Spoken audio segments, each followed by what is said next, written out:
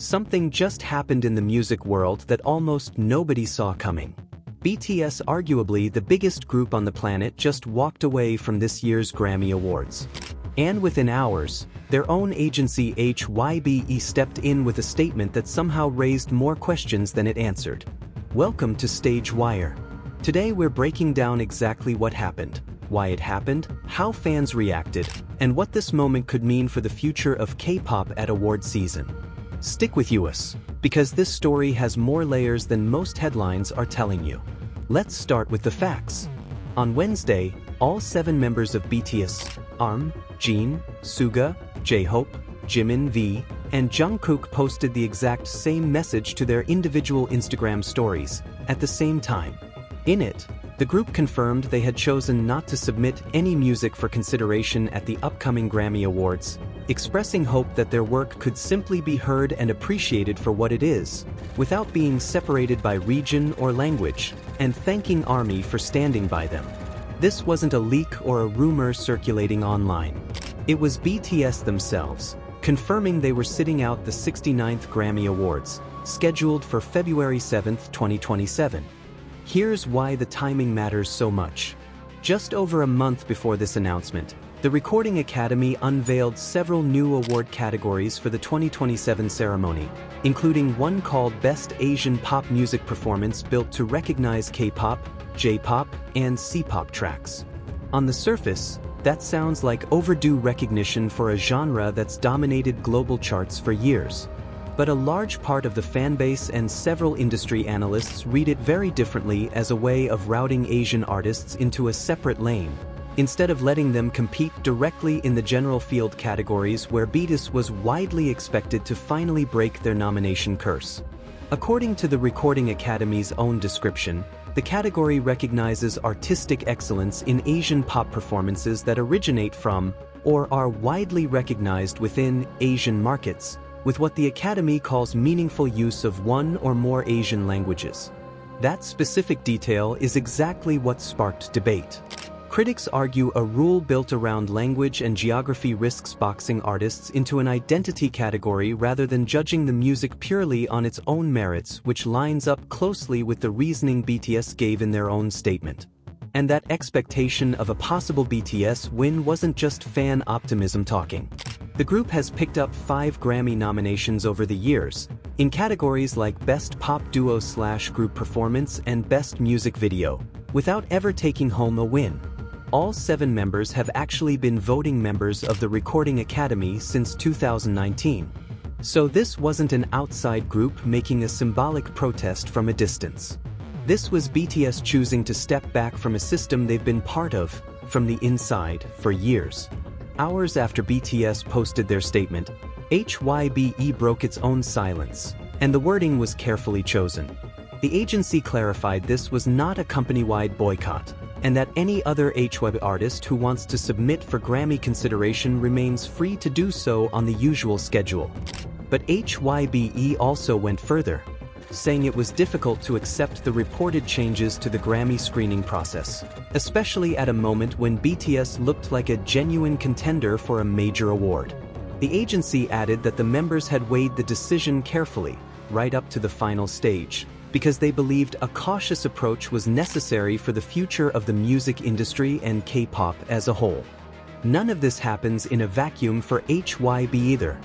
Company chairman Bang Si-hyuk has spent years publicly framing K-pop as a genre without borders, telling audiences at industry events that the genre earns its global audience by blending sounds from around the world rather than staying inside one national lane, and describing his own goal as building a company that challenges the traditional boundaries of the music business.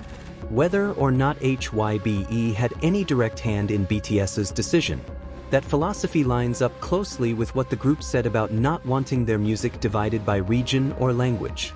It's part of why so many people instantly connected this decision back to the company's broader vision, even after HYBE insisted it wasn't behind it. That combination, distancing the company from the word boycott while still defending BTS's reasoning, is exactly what set off a second wave of reactions.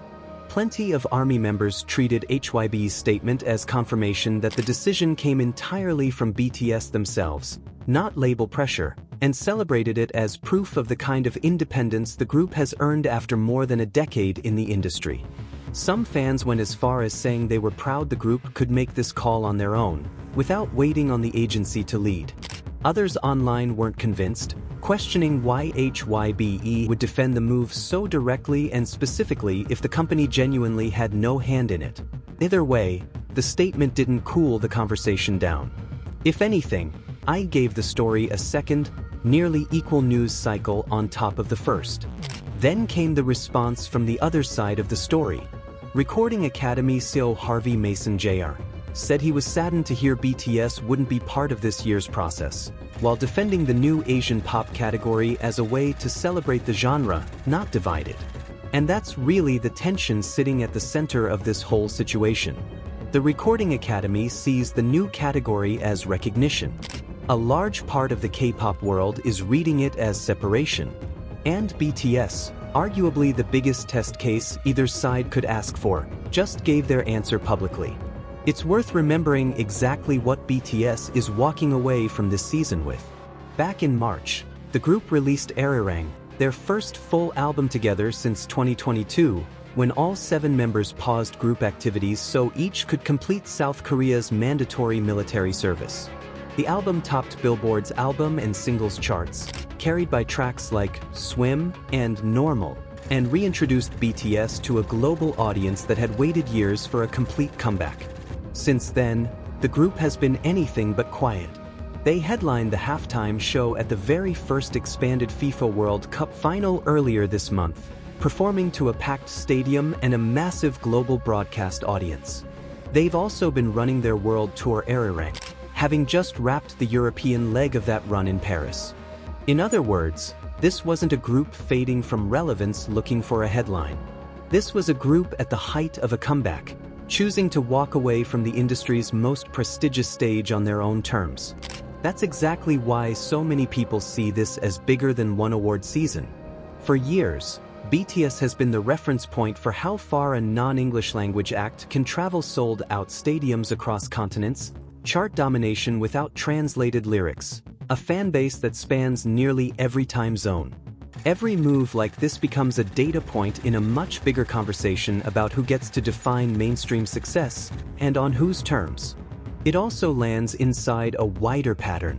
Several major American award shows have introduced dedicated K-pop or Asian pop categories over the past few years, each pitched as recognition for a genre that's undeniably gone global. But the same question keeps resurfacing every time one of these categories launches. Does a separate lane actually celebrate an artist's reach? Or does it quietly cap how far that artist is allowed to compete against everyone else? BTS just answered that question for themselves, and the industry is now watching closely to see whether anyone else follows. So what happens next? For now, HYBE has made clear this is BTS's decision alone, not a label-wide stance, and not a call for other artists to follow. Other acts under HYBE remain free to submit for Grammy consideration as usual, and it's still unclear whether any of them will comment publicly on the new category. It's also unclear whether the Recording Academy will adjust anything about the category itself before final nominations are announced early next year. What is certain is the reaction. Within hours, this story was trending worldwide, with fans, journalists, and fellow artists all weighing in from completely different angles, and think pieces already asking whether this becomes a turning point for how global artists are recognized. So here's the real question this story leaves behind. Is this a one-time stand over a single award category, or the first sign of global artists redefining what recognition should look like on their own terms? BTS just gave their answer. Whether the rest of the industry follows is the part nobody can predict yet. That's where things stand for now, and with a story moving this fast, don't be surprised if there's another update before the week is out.